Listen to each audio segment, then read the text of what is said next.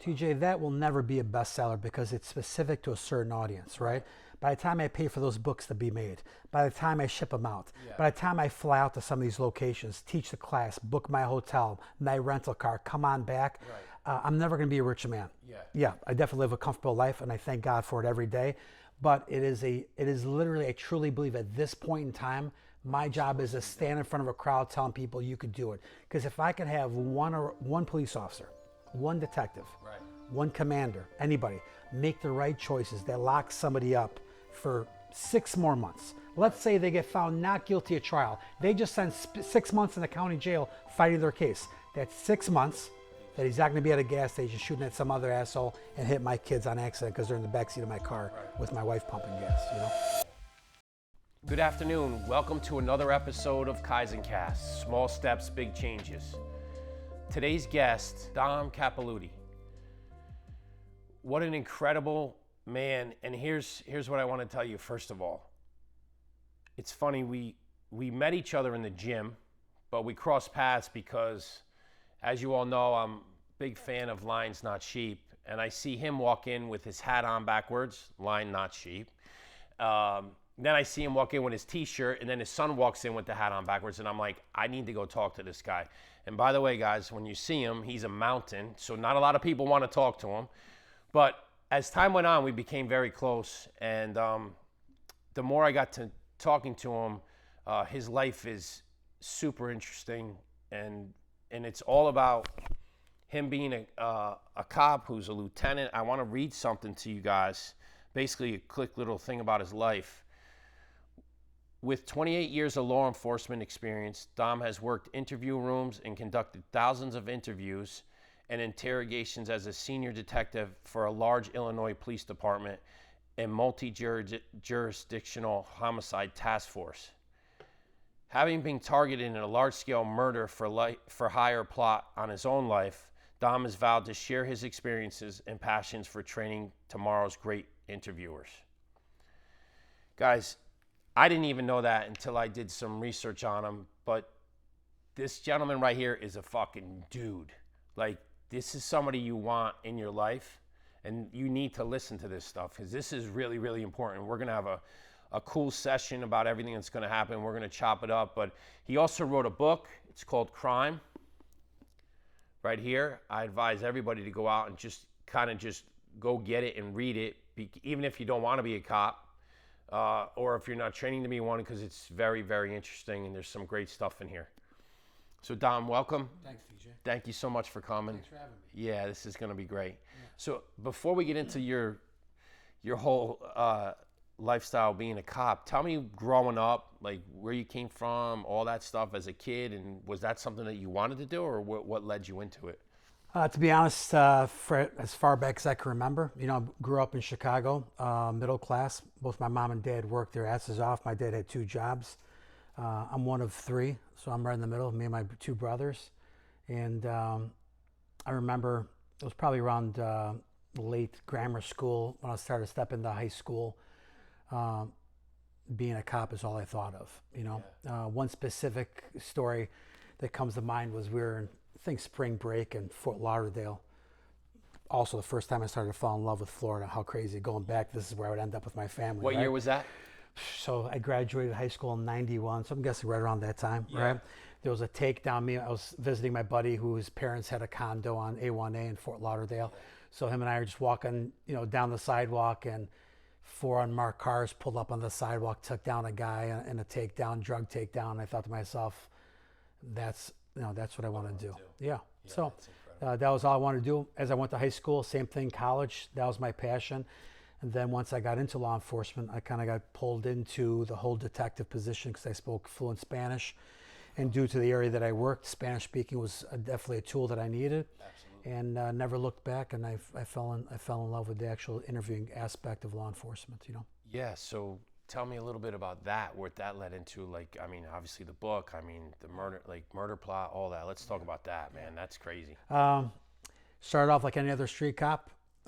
I got hired really young. I actually went through the academy. I just turned 21. Back then, you could actually go through the academy and not even be 21 yet. You had to be 21 before you actually hit the streets after your graduation.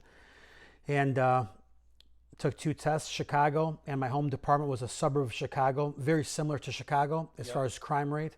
Right on Lake Michigan, halfway between Chicago and Milwaukee was my home department. So I took two tests, Chicago and Waukegan, Illinois. Waukegan called me first, so went to the academy, graduated, and a short time after I started on the street, I got pulled into investigations since I spoke Spanish and obviously Italian. The Italian we didn't need too much in that area, but definitely the Spanish came easier for me because of my background, right? Speaking Italian with my parents, being first generation here in the States. And that's it. I fell in love with the whole interviewing aspect. I got really lucky as far as staying busy and making more mistakes than most cops do in an interview room. So you learn from your mistakes. You respect people's rights, as big as a shithead that they are, you know, the right to remain silent. So we had to go about a way where I quickly realized it had to do with personality. It really did. You can memorize this cover from cover to cover. It's not going to make you a better interviewer. It's using your personality and understanding that everyone has that knack in them. And this is pretty much a way how to get your qualities to come out and be beneficial when talking to people. It's all about that verbal, nonverbal communication. Maybe reading the person, like exactly. Verbal. Effective. Most people don't know how to do that. No, effective communication, TJ, is an 80-20 split. Now, if I were to ask you 20 years ago, from that 80% and 20%, and you're looking at verbal behavior, many people would think that, well, it's got to be 80% of the stuff that comes out of your mouth that makes you understand where someone's coming from, and it's actually the opposite. So 20%, that's all it is. 20% of the words that come out of your mouth. The other 80% is how you deliver the 20%. So it's all about nonverbal behavior. So when I started to analyze all these things, I got really lucky, fell into the right people where they wanted me to go teach for another company, which I did for a couple of years. Then again, it hit me. It's like people did not want the company to come out and teach the class. They wanted someone to teach or present the seminar in a way where I have to entertain a rookie that's been on the job for 2 years and someone who's been on the job for 30 years, going back to my personality. It's not easy, by the way. Not easy. One of the most difficult audiences to keep connected is a lot of law enforcement and police officers. So I developed my own approach, started my own company 15 years ago. Again, fell in the right hands with the right manager who represents me even to this day. And the rest is history. I never thought you'd ever say I'd be a published author, but it kind of just went with the message that I wanted to send. That's incredible. Yeah. Now, I always say this, and everybody I talk to, whether it's sports, business, law enforcement, there's always one or two people in your life that you look back and go, that guy changed my life. Was it when you got into law enforcement, was there one guy that you kind of hitched to? Or yes, somebody? 2 people. My dad, number 1. Yeah.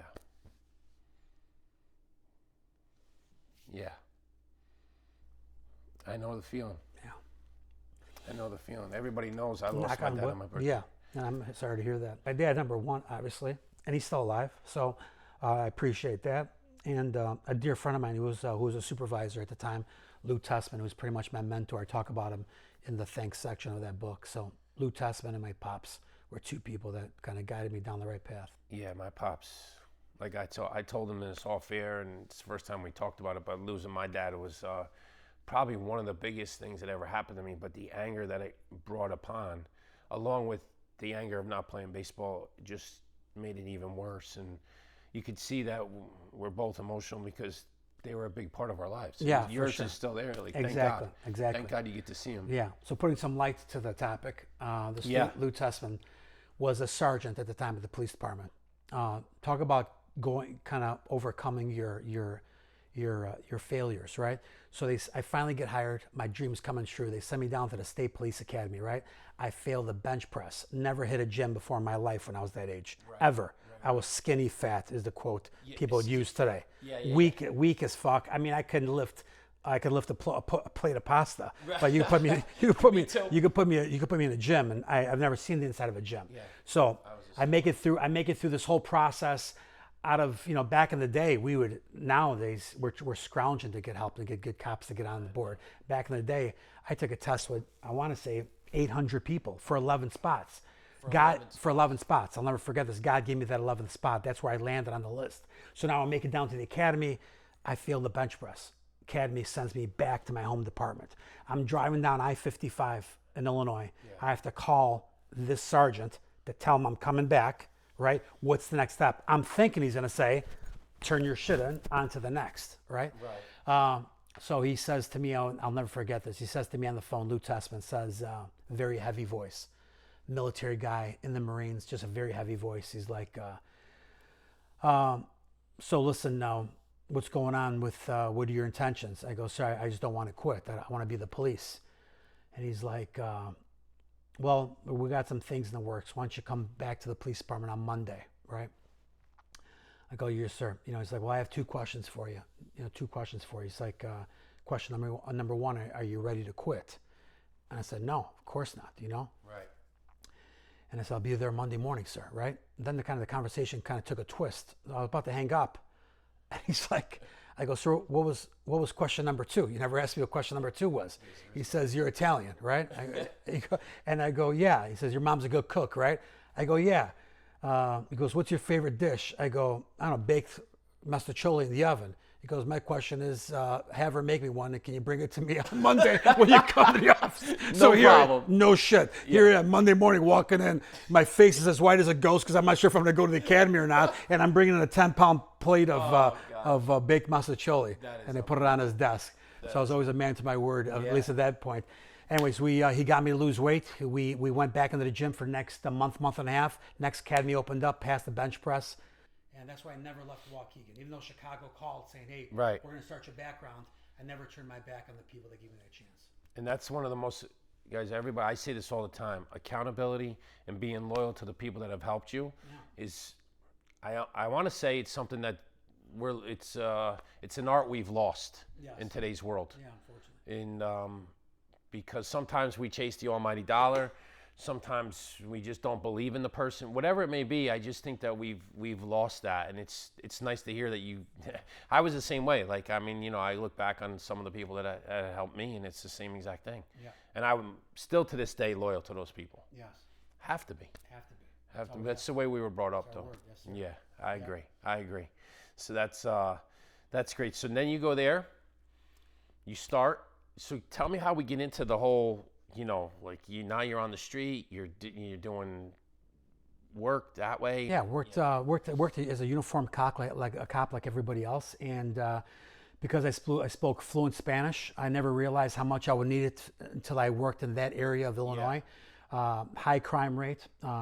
We had all types of people in our town, but most of our gang crime in that area was done by Spanish gangs. Same Spanish gangs based out of Chicago. Probably still there today. Oh, and then some, yeah. And now, not only are we dealing with these, those used to be called our super gangs, the old school gangs, both on the folk and people side. But now we're dealing with hybrid gangs. There is no more structure. Most gang crimes these days is 15 assholes get together. They're stealing Hyundais out of Lakewood Ranch, and they're dumping them in Tampa, and then they're robbing people at gunpoint, and that's another gang, right? So we're dealing with hybrid gangs and old school gangs. So got thrown into the detective bureau. I didn't know if I was going to like it or not. The pressures of walking into an interview room, knowing that the people that you're about to talk to have watched every TV show, have been to prison, know not to talk to law enforcement, and what makes you capable and being successful enough to walk into a room to get someone to change that mindset. Yeah. Everyone knows not to talk to the police. TJ, let me tell you a story.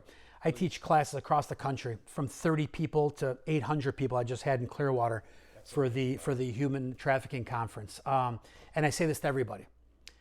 You can't take it personal anymore. Yeah. If someone says they don't want to talk to you, you can't change that anyways.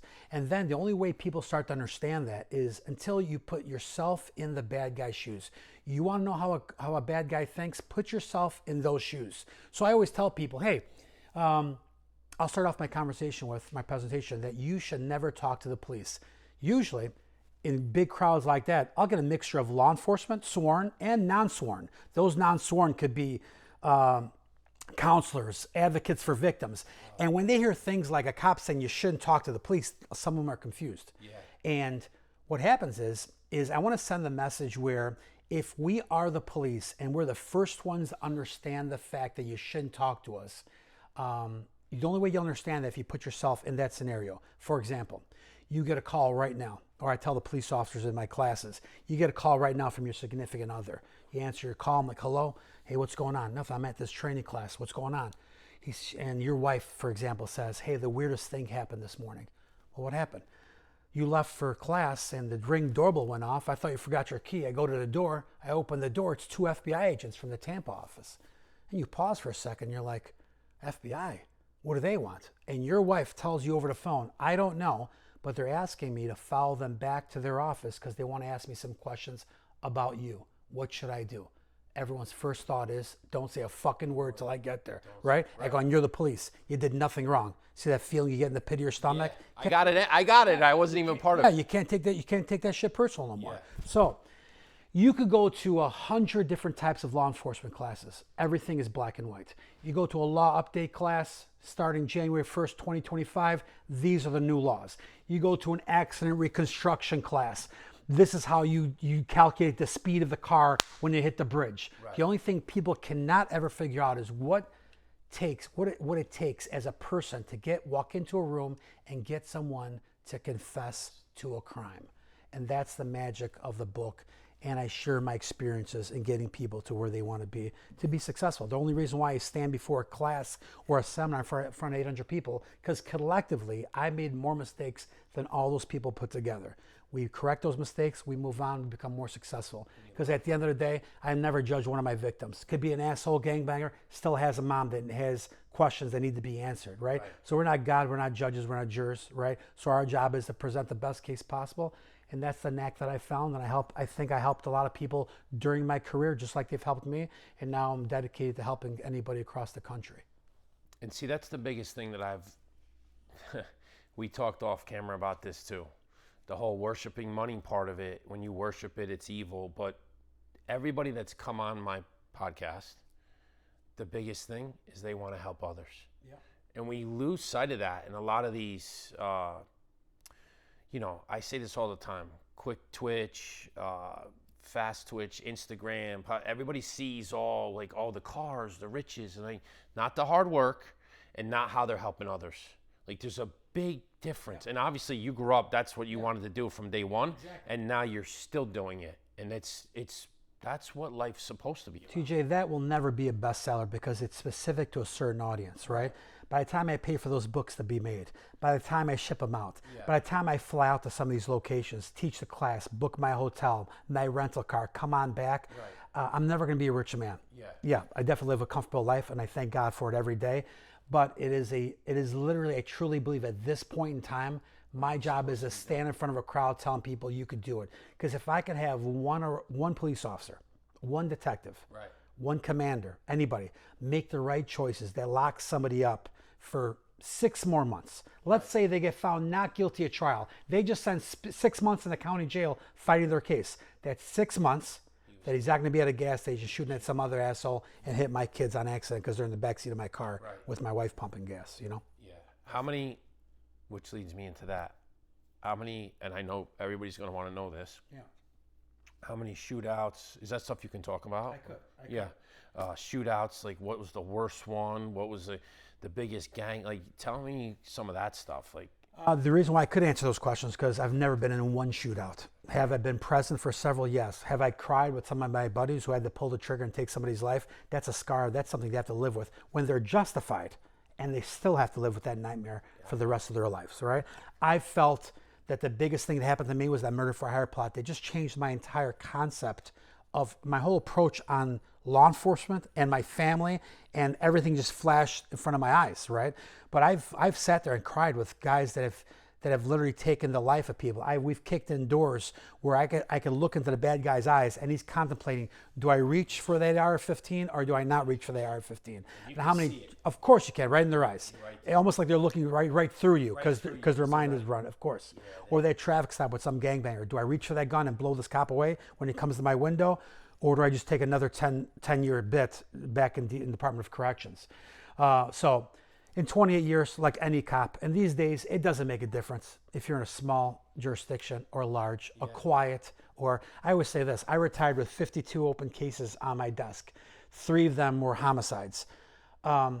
Certain areas, they expect us to carry that caseload. Many agencies understand the fact that due to the caliber of victim and the uncooperating witnesses, those are very hard to solve. You may work in a town or an area like Lakewood Ranch, Florida, that if that one case doesn't get solved, now you got mayors called and aldermen calling senators. They want answers. And you had 52 because of where you were. 52 cases. Open cases. On any these days, it's average 30 to 50 open cases to one detective. Wow. Yeah, people say they stay open, or we try to do our best to find. And could sorry, I didn't mean to cut you off. I apologize. Could they be in prison or not even in prison, or they're just open? Like, how does that work? Yes, you're assigned a case. Patrol, the uniform division, does the best job they could possibly do up to a point where now it gets turned over for follow-up. Right. All the follow-up comes to investigations, right? So now that case sits there. We review the officer's body camera footage. Did we miss something that day? What else can we do? And now we have more time on our hands for that one case to now look back at physical evidence, circumstantial evidence, trying to track down their cell phones, ping orders, overhear orders, and try to put these pieces of the puzzle together and get somebody to come in and have them flip and cooperate and give us some information that points out to the bad guy. So, how hard is that? Difficult, because nobody wants to talk to the police, and you don't blame them. Yeah. I wouldn't want my mom to be a eyewitness to a double murder in Tampa because she went into the wrong Publix. Right. I mean, I put myself in their shoes. Right. I completely understand that my mom's got to take the stand and point to someone, right? Against some gangbanger or whoever it is. And sure, if this guy doesn't die in a shooting, he's out in 10 years. Now he runs into my mom at that same Publix. So we understand it's a very, very difficult thing to do, right? So collectively putting all those things together, I stand in front of people teaching a class not because I believe I'm a better cop or a better interviewer, right? Just the fact that I've made more mistakes, been targeted by the media, been targeted by gang members, where if I'm still standing and I left this job without being carried in a coffin, I did good, and I got to share my story with other coppers coming through the ranks. And I always say this: thank you for your service.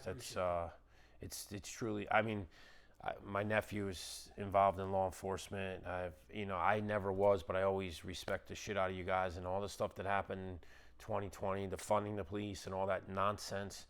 Really bothers me today, because no matter what business we're in, no matter whether it could be anything, it could be sport. There's always bad people inside of good businesses. Just the way life works everywhere. So you can't just point fingers at one little thing and then say it's their fault. No, that's not how life works. Exactly. Unfortunately, there's people out there that think that if a mistake is made in Minnesota, I wear that same uniform and I stand for that same message, which I don't. Right. There's mistakes being made across the country. And we make mistakes every day. We're human. Sure. That's what God says. This kind of case, that kind of case. Of course. But that's the part, not again to cut you off, but that's the part of accountability, responsibility. They just want to just funnel it into one thing. That's not how life works. Exactly right. No. And I'll be honest with you, TJ, I saw a meme that stuck with me years back where there's a photograph of some type of trial taking place in the courtroom, right? And you have a judge, you have a police officer as a witness, you have the defense attorney, and you have the defendant. And they looked at this picture and they said, everyone in this photograph had choices to make throughout their lives, and this is how they all met again in different circumstances, right? Yeah. All about choices, making the right choice. Yeah. And we have the opportunity. Listen, I made plenty of bad choices in my life, but I've also take accountability for those choices, and I've apologized. I fix them. A lot of people make those choices, and they just go on with their lives. Yeah. Go on with their fucking lives. Yeah. And I've realized over the years, TJ, there's other people out there that are much smarter than I am. People that have studied the guy, and I understand that why someone would recommit the same crimes, because they're surrounded by certain people that will pull them into that, right? And they have certain personalities that attract that. Even the fact that they can't even handle the temptation of walking down an alley without kicking in a door and stealing that $500 snowblower. I get it, right? Yeah. I also believe that some of the laws that have changed throughout the country, especially involving juveniles, right?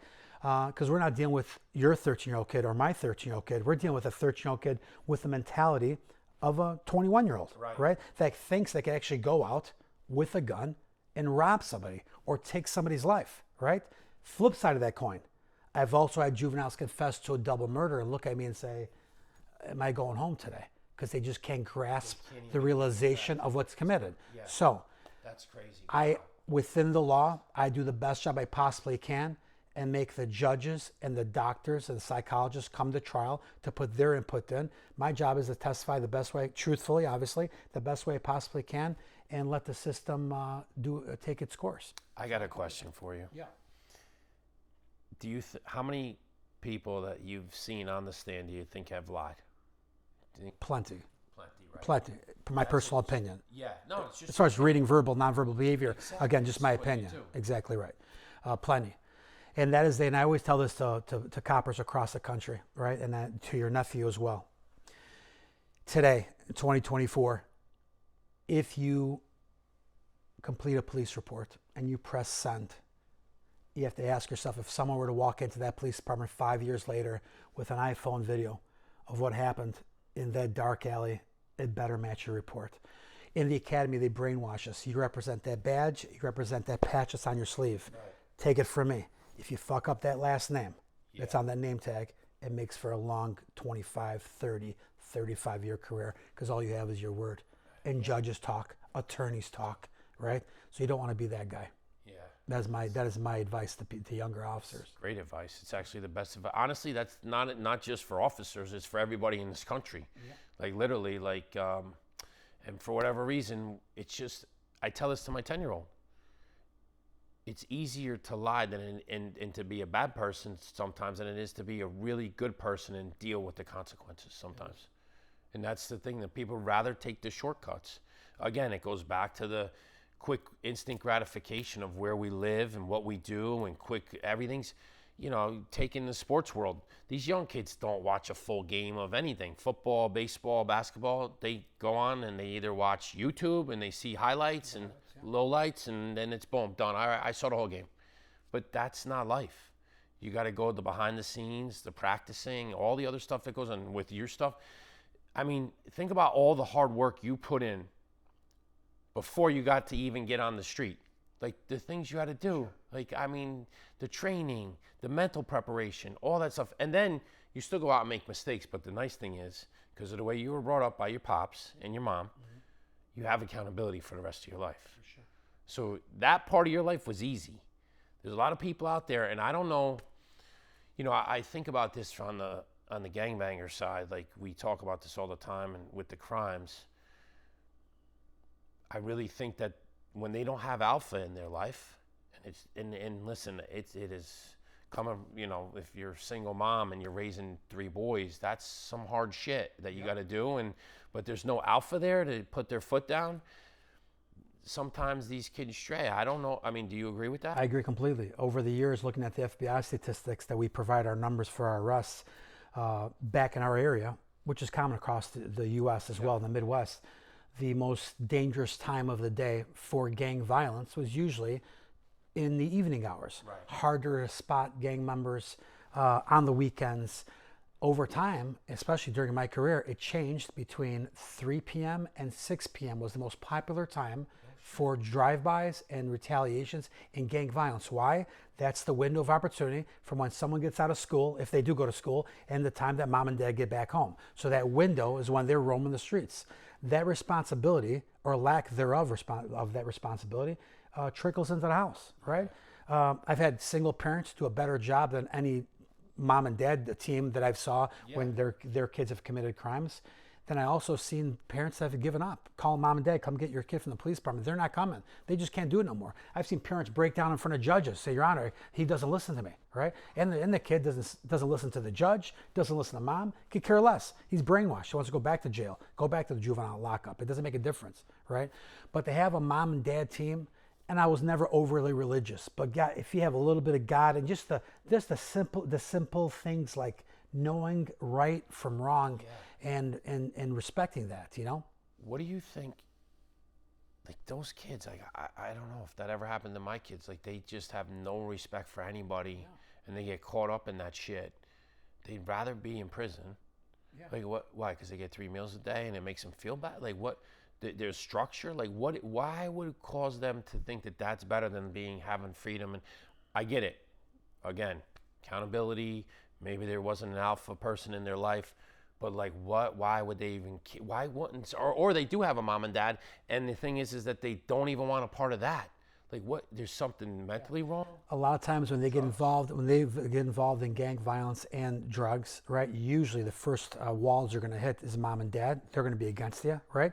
And if you're not going to follow mom and dad's rules, and there's no consequences of following mom and dad's rules, off to the streets they go. So now you have a sense of family on the street, and you think they're your buddies, right? Until someone gets popped off with a gun in the car in a traffic stop, and they give you up because they don't want to go to jail, right? So if someone's entrenched in that kind of lifestyle where I could sell dope and make $1,000 a day, or go work 40 hours a week and try to make half that like my dad does, I'm gonna go towards that lifestyle. So now that leaves to today's social media, today's music scene.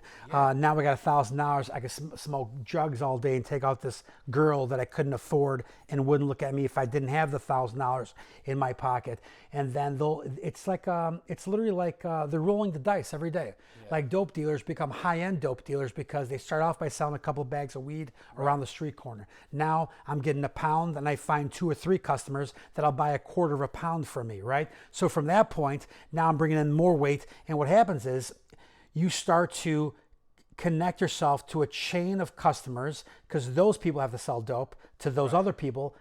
So now someone gets popped off on the outskirts, we flip them to give us this guy, they flip them to give us this guy, now we're back to you, right? So you think you could be untouchable for 6 months, 6 years, 16 years. Your days, it's not if it is, it's when we come knocking. And one of the guys I had on, a young kid, he came onto the podcast, Ethan knows, 28 years old. He's now working air conditioning for air conditioning company. Same thing, got involved in partying, just doing some coke, and one thing led to another. He was like, shit, this stuff's really good. I could start selling this through the colleges. And then one thing led to another, and it was just like you said, it was just a matter of time, and somebody came knocking. Exactly. Somebody came knocking. And he was so like oblivious. He was like out playing golf. He tells it in the podcast. I saw it. Yeah, I saw it. Out playing golf, and he was just like, tell the FBI agent that whatever, give him get a card from him. He didn't even think like anything of it, like anything was wrong. Like I wasn't doing anything wrong. You live in that world of make believe, and I did it too. I get caught up in the high life of clubs and doing it, and then there's some kind of emotional rush. Maybe it's to feed your ego too, all that stuff, and then all of a sudden you live in fantasy, and then you think it's never going to end. Oh, it ends badly all the time. TJ, there was an arrest we made where an Italian kid, so very rare in my area to even have somebody from my background, had an Italian kid that did a series of robberies. His last robbery due to his addiction to heroin. All I knew at that point was what he looked like, his getaway car, and from the looks of it, and the look of the color of his skin, and eventually realized they're doing multiple robberies. In our area is very common. Those guys are living robbery to robbery because they're feeding their addiction. So knocks off a wrong old lady come into a supermarket, similar to a Publix back in the Chicago area called Jewel. Knocks her over, takes her purse. She's still holding on to her purse, knocks her over, hits her head.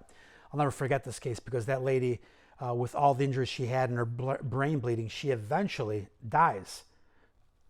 Years later, I get a call from the daughter saying, hey, I just want to let you know, Detective Cappelletti, you probably don't remember me, but you worked on my mom's case. She was in a coma for so long. She eventually passed away. I just want to say thank you. She loved you very much, blah, blah, blah.